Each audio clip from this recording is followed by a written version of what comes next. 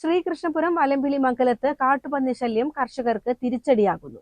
2 ആഴ്ചയ്ക്കുള്ളിൽ കൊയ്ത്തിനു പാകമായ നെൽകൃഷിയാണ് കഴിഞ്ഞ ദിവസങ്ങളിൽ പന്നിക്കൂട്ടം വ്യാപകമായി നശിപ്പിച്ചത്.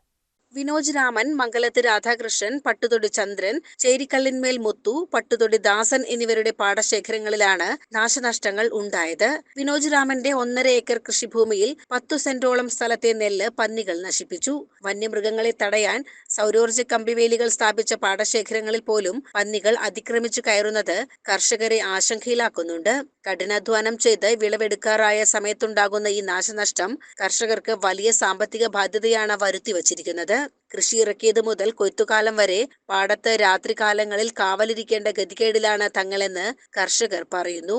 എനിക്ക് പറയാനുള്ളത്, പന്നീനെ പിടിക്കാൻ പഞ്ചായത്ത് മുൻകൈ എടുത്തിട്ട് ചെയ്യണം. മറ്റുള്ള പഞ്ചായത്തൊക്കെ ചെയ്യുന്നുണ്ട്. ശ്രീശോരം പഞ്ചായത്ത് അങ്ങനെ ഒരു പദ്ധതി ചെയ്തിട്ടില്ല. തൊട്ട പഞ്ചായത്ത് ചെർപ്പളശ്ശേരി ചെയ്തിട്ടുണ്ട്, അതുപോലെ തന്നെ വാണിയംകുളം ചെയ്തിട്ടുണ്ട്.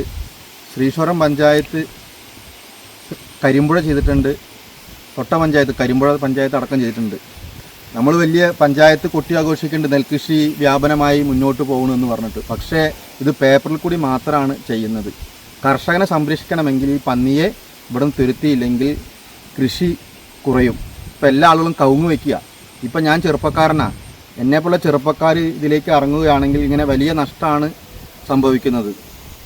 ഒരു പുറത്ത് പന്നി, ഒരു പുറത്ത് വില തകർച്ച. എങ്ങനെയാണ് പുതിയ ചെറുപ്പക്കാർ കൃഷിക്ക് വരിക?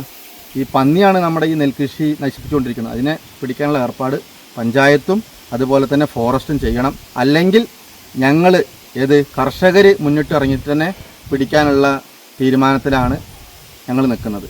സോളാർ വേലികൾ പോലും ഫലപ്രദമാകാത്ത സാഹചര്യത്തിൽ പഞ്ചായത്ത് അധികൃതർ വിഷയത്തിൽ അടിയന്തരമായി ഇടപെടണമെന്നും പന്നിശല്യം തടയാൻ ശാശ്വതമായ നടപടികൾ സ്വീകരിക്കണമെന്നും കർഷകർ ആവശ്യപ്പെട്ടു. CCN കടമ്പഴിപ്പുറം.